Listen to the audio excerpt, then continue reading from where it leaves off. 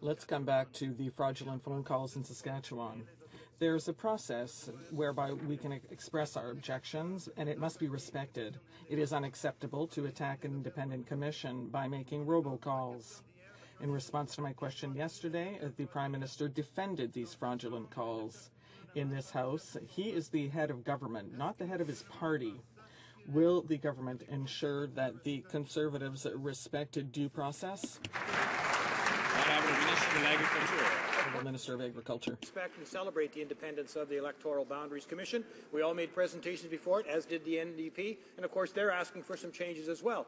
It's our right and responsibility as members of Parliament to represent the wishes of our constituents. 3/4 of the people in Saskatchewan are upset with the maps the way they're drawn, Mr. Speaker, and it's our job to continue those arguments. The honourable member for Toronto-Danforth. Mr. Speaker, the Conservatives want us to believe these calls were routine, but they weren't. It was a push-pull from a front company in an effort to manipulate and deceive. Conservatives knew that this was wrong, and that's why they denied involvement for 5 days until they were caught and they had to confess. And that's why they did these calls anonymously. Right. Will the government now stand up for the integrity of the Commission and urge the Conservative Party to end their deceptive practices? Bravo.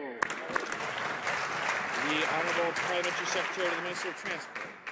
Interesting question coming from the NDP. Allow me to quote the Quebec caucus chair, a member of the NDP caucus, when he was asked about anonymous robocalls that were made into a formerly NDP-held riding. Quote, "This is not our way of doing things, so I would be extremely surprised if it came from us." It was a categorical denial. But only days later, the party spokeswoman admitted that the NDP made the calls, said that she thought they were legal, and that they promised to use more of them, including to raise funds. That's the NDP record on robocalls.